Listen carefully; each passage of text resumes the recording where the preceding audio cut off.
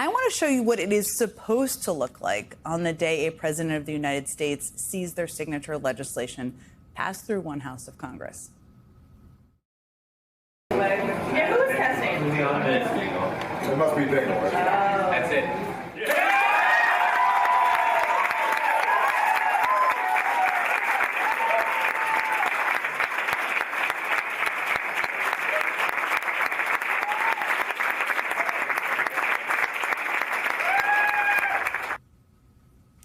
So that was the scene in the Roosevelt Room in the White House the day that the Affordable Care Act finally passed the House. It's probably very familiar to everybody watching. Everyone in that room nervously watching the screen, really quiet, waiting for that final vote to come in. Then everyone erupts in cheers. The president hugs the vice president, high fives all around. And all of that is what passing major legislation you're really proud of looks like in a normal administration. You kind of have to wonder, if and when Donald Trump's big ugly bill passes the House and reaches his desk, will there be hugs and high fives? Will they celebrate like the Obama team did on that day in 2010? Will they put out a video of it? I raised that question because if what Donald Trump did today is any sort of a guide, it seems like he'd rather be talking about pretty much anything else. I mean, today after the Senate voted to rip health care away from millions of Americans, Trump departed D.C. for a different kind of swamp of sorts. His new Florida tent prison for immigrants, the one he calls Alligator Alcatraz, and is literally selling merchandise around as well, which is gross. He spent the day touring cages in a makeshift tent instead of focusing on the only major legislation he has put forward in his second term. The signature legislation that his biggest supporters in Congress claim is basically his legacy. And it wasn't like he didn't have any opportunities to talk about the big ugly bill along the way. I mean, every chance he got, every chance, he stopped to talk to reporters. But he was always focused on something else. Like when he departed for Florida and casually mused, just casually, to a tabloid journalist about deporting and bankrupting his biggest campaign donor. I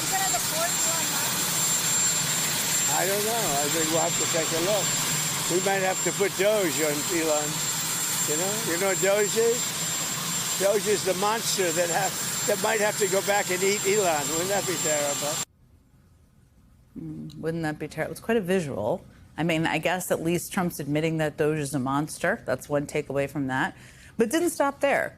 When Trump finally got to Florida, he took several questions, lots of questions from right-wing reporters. Not about his signature legislation, but about which Democratic officials he'd like to throw in jail. Your message to communist Zoran Mandami? Well, then we'll have to arrest him. Look, we don't need a communist in this country. Former DHS Secretary Mayorkas. Why hasn't he been arrested yet? Well, I take a look at that one because what he did is it's beyond incompetence. So take a look at it. It's a very good question, actually. Thank you. What overwhelmingly unbiased questions from that press corps, I just have to note. But it was like that all day. Now, Trump did actually address the big ugly bill when he was asked directly about it, but it's very clear he wanted to talk about pretty much anything else when given the chance. I mean, he talked about how alligators make good cops because you don't have to pay them, obviously. He talked about deporting U.S. citizens. He complained about the chairman of the Federal Reserve again. He rambled on about basically everything but his big ugly bill, even the proverbial kitchen sink.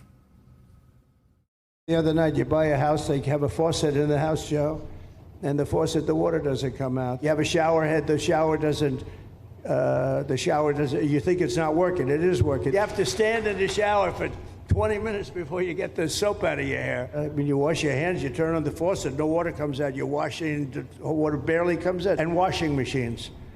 The washing machine, they give you like a quarter of this bottle to do your clothing. The dishwashers, that was the other one.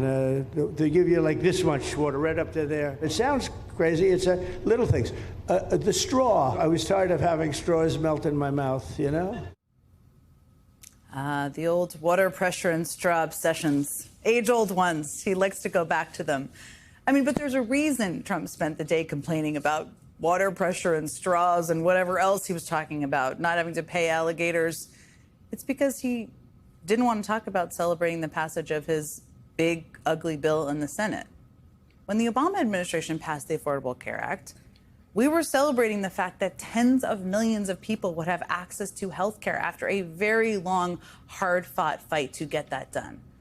We were giving people something they needed. That was the reason. That's why Barack Obama wanted to be president in part. That's why a lot of people wanted to work there. We were giving people something that they didn't have before. But Trump and his allies in Congress aren't giving people something they need. They're taking it away. I mean, they're taking away health care from 11 million people. They're taking away food assistance from millions of needy Americans. They're taking away clean energy subsidies that support real jobs and lower people's energy bills. Obviously, that isn't something to celebrate. It does nothing good, nothing at all. And on some level, I guess some Republicans seem to realize that, even if it's just the politics of it. I mean, Republican Senator Josh Hawley voted for this bill today, even after he described it like this just 3 days ago. We can't be cutting health care for working people and for poor people in order to constantly give special tax treatment to corporations and other entities. I mean, that guy voted for the bill again. That requires more time to even discuss. But he's not only the only one. I mean, Alaska Republican Senator Lisa Murkowski also voted for the bill today, as you all know. Turns out she's not John McCain. And here's what she had to say about it. Do I like this bill? No. I know that in many parts of the country, there are Americans that are not going to be advantaged by this bill. I don't like that. Can you talk about your thought process in deciding to vote for this bill? Agonizing. My hope is that the House is going to look at this and recognize that we're not there yet.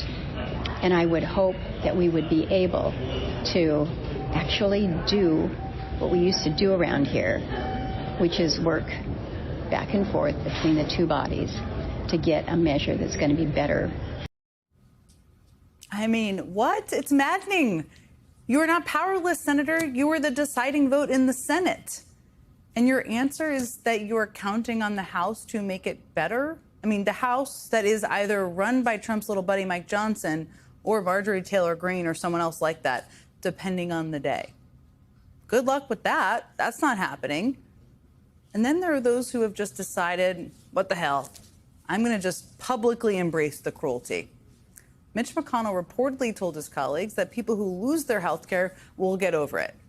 And just as a note, that guy, and we spoke to the governor of that state last night, Mitch McConnell represents a state where 200,000 people will have to get over it, I guess, when they lose their health care.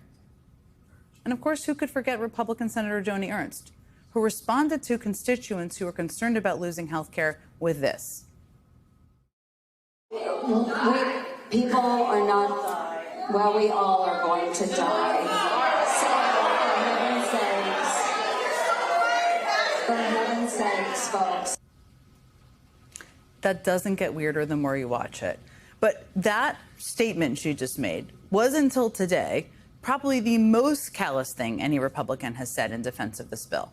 But today, Vice President J.D. Vance managed to outdo her somehow.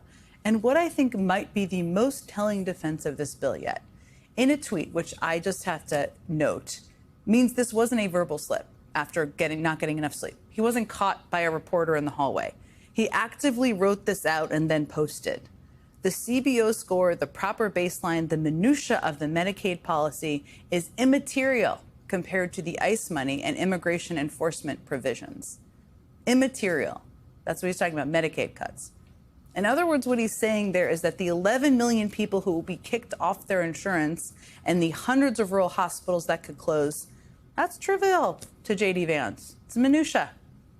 And will all be worth it when this bill pours hundreds of billions of dollars into pulling people off the streets, putting them in overcrowded facilities, and disappearing them out of the country, all in the name of Trump's cruel immigration policy.